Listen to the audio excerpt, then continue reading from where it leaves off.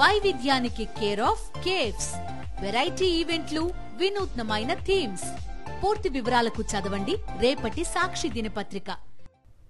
Super 6 హామీలు ఏమయ్యాయంటూ ప్రశ్నిస్తున్న ప్రజలను divert చేయడానికే తిరుమల లడ్డు అంశాన్ని చంద్రబాబు తెరపైకి తెచ్చారని విమర్శించారు వైఎస్ జగన్.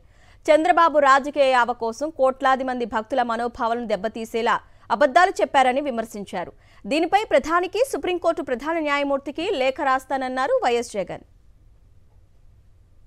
చంద్రబాబు నాయుడు గారు సాక్షాత్తుగా ముఖ్యమంత్రిగా ఉన్న హయాంలో ఆయన జూన్ 4న ఎన్నికల్లో రిజల్ట్స్ అయినాయి. జూలై 12 ఆయనే ముఖ్యమంత్రి. ఆయన ముఖ్యమంత్రిగా ఉండగా శాంపుల్స్ జూలై 12వ తారీఖున శాంపుల్స్ తీసుకున్నారు. ఈ శాంపుల్ను 17వ తారీఖున 17th ఎన్డీడీబీకి పంపించినారు. వాళ్ళు 23వ తారీఖున రిపోర్ట్ ఇచ్చినారు. నేను ఒకటే అడుగుతా ఉన్నా, జూలై 23వ తారీఖు నుంచి 2 నెలలు చంద్రబాబు నాయుడు ఏం చేస్తా ఉన్నాడు?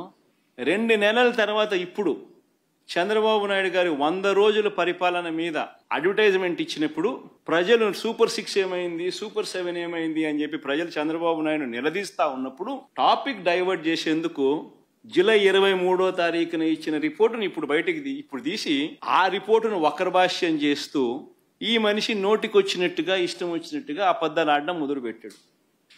ధర్మమేనా అని అడుగుతా ఉన్నా.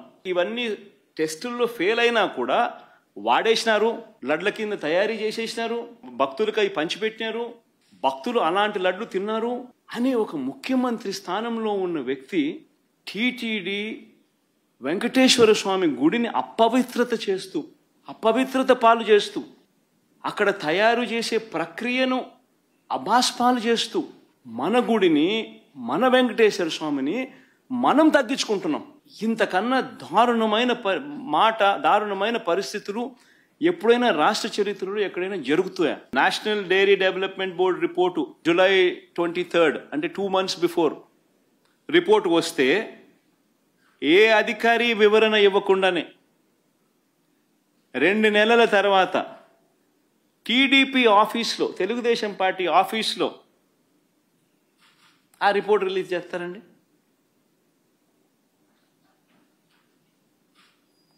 అదే 100 రోజుల ఈయన పాలన మీద అడ్వర్టైజ్మెంట్ ఇచ్చిన రోజు ప్రైమ్ మినిస్టర్కు లేఖ రాస్తాం. దీని తర్వాత సుప్రీంకోర్టు చీఫ్ జస్టిస్ గారికి కూడా లేఖ రాస్తాం. దీని తర్వాత చంద్రబాబు నాయుడు గారు అనే వ్యక్తి తన రాజకీయ యావ కోసం దురుద్దేశంతో తిరుమల తిరుపతి వెంకటేశ్వర స్వామి ఆలయాన్ని భ్రష్టు పట్టించే విధంగా తాను మలాయిన్ చేసే కార్యక్రమం చేయడం ధర్మమేనా? దీని మీద ఎంక్వైరీ జరగాలి, చంద్రబాబు నాయుడు గారికి అక్షింతలు పడాలి అని చెప్పి కూడా లేఖ రాస్తాం.